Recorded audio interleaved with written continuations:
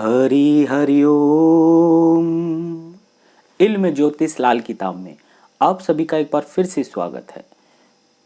आज हम चर्चा करेंगे पंडित रूपचंद जोशी जी की कलम सन 1952 में। आप उपाय राहु के कब करें, कैसे करें। राहु के उपाय करते वक्त बहुत सावधानियां बरतनी चाहिए, अन्यथा जातक को तो नुकसान होगा ही होगा। जिसने उपाय आपसे लेकर के किया है उससे ज्यादा नुकसान आपको होने वाला है। आजकल राहु के उपाय करते वक्त लेड से बने सिक्के बहुत चलन में हैं। इन सिक्कों के द्वारा उपाय किए जाते हैं। जातक के वजन के बराबर, यहाँ तक कि 4 किलो 8 किलो वजन के बराबर इसको दरिया में साफ पानी में बहा दिया जाता है या कहीं भी बहा दिया जाता है। इसको बहाने के बाद कई बार देखा गया है कुछ चीज शांत तो एकदम हो जाएंगी, मगर उसके जो साइड इफेक्ट हैं बाद में वो ज्योतिषी और जातक पर जरूर आएंगे। पंडित रूपचंद जोशी जी ने पूरी लाल किताब में राहु के ऊपर सिक्के बहाने का उपाय नहीं किया। खोटे सिक्के बहाने का उपाय तो किया है राहु 8 में, मगर लेड के सिक्के बहाने का उपाय कहीं नहीं किया है। लेड धातु तो राहु की है, हम मानते हैं, मगर उसके सिक्के बना करके फिर उसको भाना ये गलत है। तो आज हम इसी चीज पर चर्चा करने जा रहे हैं मित्रों। और थोड़ा पहले राहु को समझ लेते हैं कि पंडित रूपचंद जोशी जी ने राहु को क्या कहा, किस प्रकार किया। उससे पहले मैं आपको एक बात बताने जाता हूं कि जो राहु की जो धातु है, इसको लेड बोलते हैं, शीशा बोलते हैं। ये प्रचलन में आज से 4000 साल पहले ईशापुर मिस्र से आई। ये सबसे पहले ढूंढी गई एक ऐसी धातु है जो नरम धातु थी। इससे मूर्तियां बनाई जाती थी जो आसानी से बन जाती थी। और जो मिस्र के जो अच्छे राजा लोग थे, पैसे वाले लोग थे, जो साहूकार लोग थे, वो अपने घरों में सबसे पहले की जो सभ्यता है मिस्र की उधर की साइड की जो भी मैं बात कर रहा हूँ, तो वहाँ पर क्या था कि पानी की सप्लाई के लिए पाइप बनाए गए इससे, और पानी की सप्लाइयाँ दी गई। घरों में इसके बर्तन बनाए गए। इससे क्या हुआ कि थोड़े दिन बाद जो मिस्र की सभ्यता है वो काफ़ी रईसों में गिनी जाती थी। कहा जाता था कि उसके देखो इस तरीके के बर्तन हैं, नरम धातु की मूर्तियां हैं, पानी की टंकियों की लाइनें उससे बनाई गई। और वो अपनी बाकायदा मूर्तियों पर, बर्तनों पर और पानी की टंकियों पर वहाँ के राजा या साहूकार जो पैसे वाले लोग थे अपने पर नाम उकेरवाया करते थे। उसे पता लगता था कि ये पैसे वाले लोग हैं। इन कंट्री या मिस्र, रोम की साइड से इसको चलन में आया। हुआ क्या, उसका नतीजा कुछ सालों बाद ही वहाँ के जो साहूकार थे, बड़े बड़े लोग थे घराने के, उनको कैंसर डिटेक्ट होने लगा। कैंसर जैसी घातक बीमारी हो गई। कैंसर तो आज का आधुनिक नाम है, उस समय शायद कुछ और नाम लिया जाता हो। और धीरे धीरे मरने लगे, जिससे उस मिस्र के साम्राज्य का पतन होने लगा। जो भी पैसे वाले लोग थे वो मर जाया करते थे, क्योंकि वो उसके बर्तनों में पानी पी रहे थे। टंकियों से पानी भी लेड के द्वारा आ रहा था। तो लेड एक घातक चीज है। लेड धातु का हमारी बॉडी में कोई भी यूज नहीं है। हमारी बॉडी के अंदर जो यूज है वो अच्छी धातु का है, आयरन का है, सोने का है, चांदी का है, तांबे का है, कॉपर का।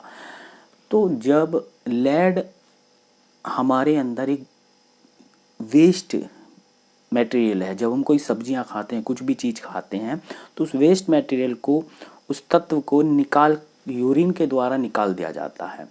जब ब्लैडर खराब हो जाता है या यूरिन में कोई इन्फेक्शन हो जाता है तो वो जो ब्लड है नहीं निकल पाता, वो ब्लड में मिलने लगता है, जिससे किडनी का खराब हो जाना, खून संबंधी रोग उत्पन्न हो जाना, कैंसर जैसी घातक बीमारियां हो जाती हैं।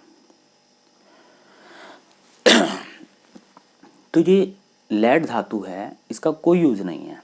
अब क्या है कि आपके पास कोई जातक आया, आपने पैसा बनाने के उद्देश्य से कहें या जाने अनजाने में आपने सोचा कि ये उपाय, इसका राहु का विसर्जन करा दिया जाए। राहु के उपाय और चीज़ों से भी किए जा सकते थे। लेड को आपने वर्षफल भी चेक नहीं किया, आपने वर्षफल में किया जाना था या नहीं था, आपने लेड विसर्जित कर दिया, यहाँ तक कि वजन के बराबर विसर्जित करा दिया। अब राहु शांत तो हो गया, मगर वहाँ पर पड़ा रहेगा लेड, और वहाँ पर लेड के द्वारा जो विषैला पानी उत्पन्न होने लगा दरिया में, हो सकता है छोटे जीव जंतु मरते हो। यह चंद्रमा जो मन का कारक है वो ज्योतिषी पर भी और जातक पर भी कुछ दिन बाद निगेटिव प्रभाव डालेगा, जरूर डालेगा, क्योंकि चंद्रमा मध्यम हो जाता है, आधा हो जाता है राहु के प्रभाव में आने से। राहु के प्रभाव में आने से राहु शांत तो होता है, ठंडा तो होता है, मगर चंद्रमा को भी खुद अपनी हानि उठानी पड़ती है, यानी कि नुकसान उठाना पड़ता है। सूरज के आगे राहु बढ़ता है, लावा और गर्म होकर के उसके अंदर भूचाल पैदा करता है, गर्मी पैदा करता है। वहीं चंद्रमा के आगे ठंडा तो पड़ता है, मगर चंद्रमा को अपना आधा नुकसान उठाना पड़ता है, क्योंकि पानी को गंदा होना पड़ता है, उसमें विषैलापन आ जाया करता है। तो सोच समझकर राहु का विसर्जन करें। जिस प्रकार मिस्र की एक सभ्यता 4000 साल पहले रोम के समय में फैली हुई सभ्यता सारी की सारी नष्ट और खराब हो गई। सिर्फ नरम धातु, एक अच्छी धातु को समझते हुए यूज़ किया गया। बाद में इस धातु का यूज़ और इलेक्ट्रॉनिक आइटम में और चीज़ों में होने लगा वो समय के साथ साथ, जैसा कि अब आप जानते भी हैं। तो पंडित जी के 2 शब्द आज हम राहु पर पढ़ने जा रहे हैं। पंडित जी राहु को क्या बोलते हैं, किस प्रकार पंडित जी की कलम राहु के ऊपर सोचती है, और पंडित जी क्या कहना चाहते हैं। मुबारक यदि तू आंसू बहाता, हुई मौत बीवी या दुश्मन की माता। यानी कि राहु तेरा अच्छा है, ये आपको कैसे पता लगेगा। यदि तेरे दुश्मन के या कोई भी तुम्हारा दुश्मन है, उसकी बीवी मर गई, उसकी माता मर गई, उसको कोई दुख आया है, आपके आंसू आ गए, आपके दिल में थोड़ा सा दुख उत्पन्न हो गया, तो राहु आपका समझ लेना कुंडली में बहुत अच्छा है। पंडित जी अगली लाइन में क्या बोल रहे हैं, राहु अगर जो अच्छा है, फलक जो आसमान है, फलक का जो ढांचा है, बहरे दुनिया दोन नीला हो गया, मदद राहु जब आया। मदद राहु जब आया तो दुनिया का जो सिर है वो आपके कदमों में झुक जाता है। जिस प्रकार नेता बनते हैं, बड़े बड़े प्राइम मिनिस्टर बनते हैं या राज संभाल लेते हैं, वो राहु का ही काम है। यानी पूरी दुनिया का सर झुक रहा है, राहु आपकी जब मदद पे आएगा। आसमान नीला है, गुंबद है, इसके बगैर कुछ नहीं है, यानी कि आपके सिर का मालिक जो है ये। अब दूसरी लाइन में कह रहे हैं कि मालिक जो है ये बदी का है। बदी यानी कि हर काम को बिगाड़ना, तहस नहस करने का मालिक है, और मौत के बहाने घड़ता रहता है कि किस प्रकार इसका ये झगड़े फसाद करा दूं इसके जीवन में। मौत बहाने घड़ता है। और जो तुम्हारी किस्मत में शनि लिख रहा है, शनि ने जो आपकी किस्मत में लिखा है ना, उसको ख्वाबों में सोच से रात में पढ़ लेता है, उसको पढ़ लेता है। फिर उसके साथ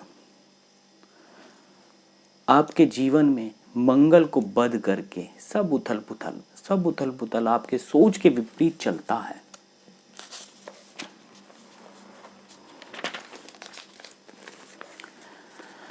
जब भी राहु आपकी कुंडली में खराब होगा तो वहां पर बुद्धि तो उड़ जाएगी, समझ लो बुद्धि तो काम नहीं कर रही। पंडित जी बोल रहे हैं कि बुध उड़ गया, बुध को उड़ता करता, और शुक्र का हरदम शत्रु है। यानी कि जो राहु केतु मसनूई बन करके जो शुक्र बनता है, उसमें राहु शुक्र का दुश्मन है, यानी कि उसकी मिट्टी उड़ा देता है। आपके जीवन में शुक्र के जो फल आने थे वो खराब कर देगा।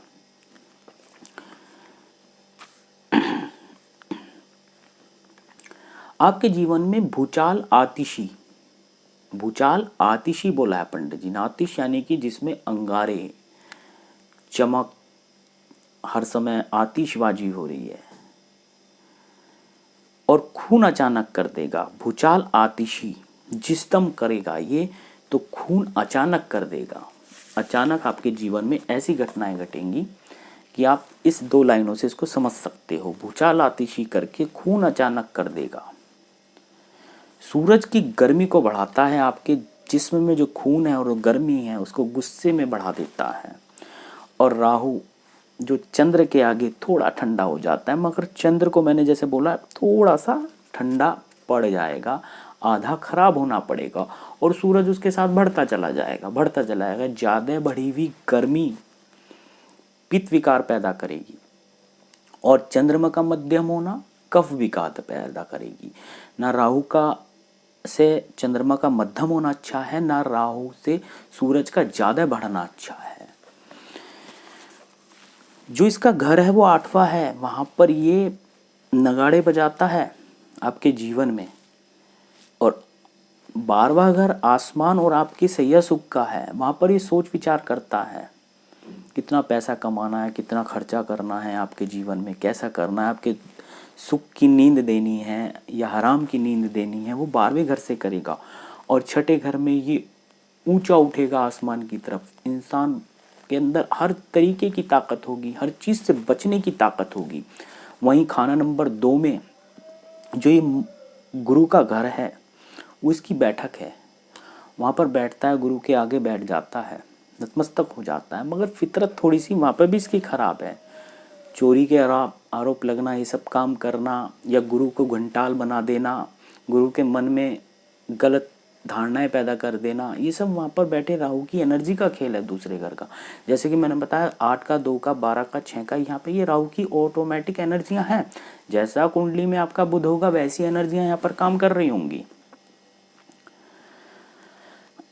अगर जो बात करें 11वें घर में, ये गुरु को बिल्कुल उल्टा कर देगा, यानी कि आप 11वें घर में बैठे हुए राहु के वक्त गुरु उड़ जाएगा। कुंडली में गुरु के कोई फल ही नहीं मिल रहे, जो मिलने थे पिता के सुख वगैरह उनमें ये बहुत कमियां ला देगा। और 5वें घर में ये क्योंकि आकाश है, नीला रंग है, अच्छी जो चमक है आकाश में, जब नीला रंग होता है, जब होती है बादलों के वक्त नहीं होती है। 5वें घर में बैठ के सूरज के फलों को थोड़ा बढ़ाएगा, क्योंकि सूरज की 5वें घर में इतना अच्छा हो जाएगा कि उसकी चमक को पृथ्वी पर आने देगा। और चौथे घर में कसम पाप की खाता है, क्योंकि माता की शरण में जाकर के ये ठंडा तो हो जाता है। इन्हीं शर्तों पर ज्योतिषी लोग कई कई किलो, 10-10 किलो वजन के बराबर लैड बहा रहे हैं। इस वर्ष फल में तो बहा दिया, अगले वर्ष फल में क्या होगा, वो लैड खत्म तो होगा नहीं, तो तुम्हारे द्वारा बहाया हुआ लैड कहीं ना कहीं उसके जीवन में फिर उथल पुथल करेगा। कहने का मतलब है आपको उसको ठीक कैसे करना है। जो राहु का हाथी है इसको समझते हैं, वो काले रंग का है, मंगल की उस पर महावत बैठा है, उच्च राहु है। उच्च राहु हुआ तो ऐरावत बना, सफ़ेद रंग बना, यानी कि चांदी का हाथी बना, सफ़ेद हाथी जिसको इंद्र विजय प्राप्त करता है। वहीं काला हाथी जब बिगड़ जाता है, मंगल के सामने आ जाता है, तो महावत को तो मारता ही मारता है,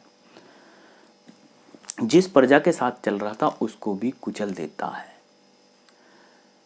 और महावत का हाथ बाजू को उखाड़ देता है। मंगल का जो उसके जीवन में फल था आपके जीवन में उसको खराब कर देगा।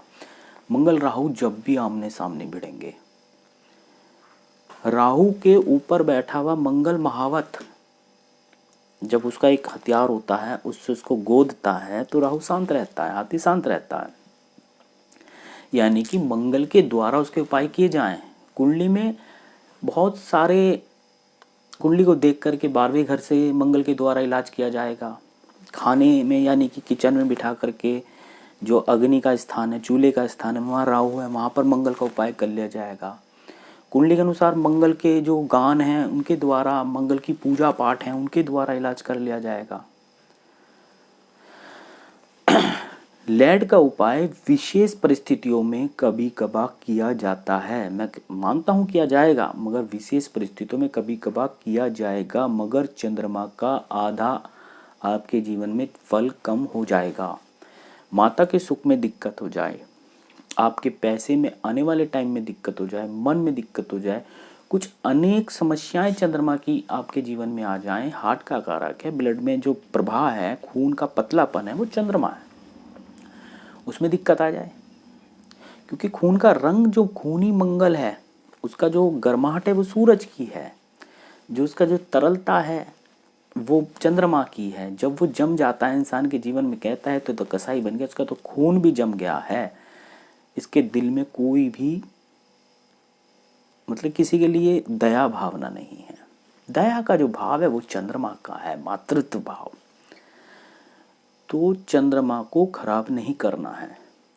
तुरंत राहु के इलाज अगर जो आपको करने हैं तो पंडित जी ने, आप मेरे को बताइए, कमेंट्स बॉक्स में बताइए, 1952 में, 41 में, 39 में कौन सी किताब में आपको राहु के उपाय करते वक्त लेड के सिक्के बहाने का उपाय दिया गया है?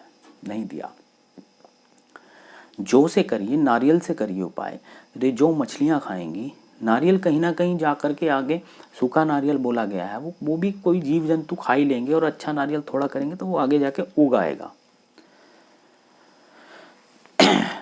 बादाम से करिए, सनी की चीज़ों से करिए, दाल से करिए, काली दाल से करिए। अरे मछलियाँ तो खाएंगी, दान तो होगा। लेड जो विषैलापन पैदा करती है, जो एक वेस्ट धातु है और विषैलापन पैदा करती है, वहाँ के उसके आसपास के जीव जंतु अगर मर रहे हों और उसके द्वारा जो विष निकल रहा है लेड से, तो उसका जीवन में प्रभाव आ जाया करता है।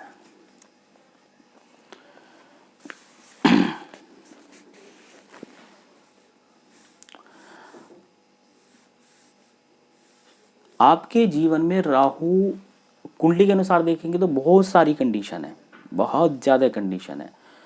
सूरज किसी प्रकार खराब हो रहा है, शनि के साथ खराब हो रहा है, शुक्र के साथ खराब हो रहा है, सूरज का खराब होना, समझ लो उस कुंडली में राहु खराब है। चंद्रमा का खराब होना यानी कि राहु खराब है। ग्रहण का कारक है राहु केतु, और आपके जीवन में सूर्य शनि का लंबा झगड़ा चल रहा है, तो समझ लो आपके जीवन में राहु के फसाद खड़े गए हैं और शुक्र का फल खत्म हो गए हैं। वहीं ऐसी चंद्रमा को देखा जाएगा और गुरु भी मंदा पड़ जाएगा। गुरु को ये जो राहु के साथ मिलके, गुरु को तो हवाओं में धुआं फैला देता है, यानी कि आए दिन जीवन में हवाओं में, आंखों में धुआं भरा रहेगा, यानी कि हर जगह धुएं का पर्दा पड़ जाएगा।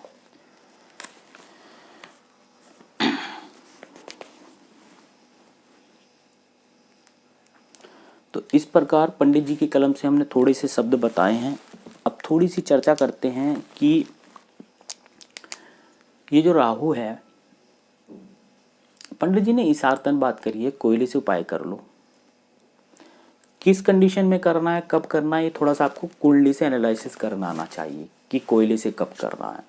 कोयले का मैं मानता हूँ इतना विष प्रभाव नहीं पड़ेगा, जौ का बिल्कुल भी नहीं पड़ेगा, जौ के द्वारा किया गया, और मंगल के द्वारा किया गया तो बहुत ही अच्छा उपाय है। मंगल के द्वारा करो इसका उपाय। लेड का उपाय बहुत सोच समझ के करें, यही कहना चाहता हूँ। लेड के द्वारा किए गए उपाय पानी को दूषित करेंगे, आपके जीवन में चंद्रमा को आधा कर देंगे। जोशी भी इस बात को जांच ले, क्योंकि अदले का बदला, ये जो ग्रह हैं ये अदल की बदल हैं, अदले का बदला करेंगे। ये जो दखल नहीं होने देते, अपनी अकल में किसी की दखल नहीं होने देते, इसका फैसला तो किसी भी और खाने से कर लो, जो कुंडली के खाने हैं कुछ और से मदद ले लो। डायरेक्ट ग्रह को छोड़ने से पहले जरा सोच लो कि किस प्रकार इसका उपाय होना है। तो पंडित जी की कलम से मैं शरद गुप्ता फिर मिलता हूँ आपसे, इजाज़त लेता हूँ अभी। दोस्तों, हो सकता है थोड़ी सी हमारी वीडियो बहुत लंबे लंबे समय पर आती हैं, मगर आपको अगर हमारी वीडियो अच्छी लगती है तो प्लीज़ इसको अधिक से अधिक मात्रा में शेयर करते चले जाएं। वंदे मातरम, जय हिंद।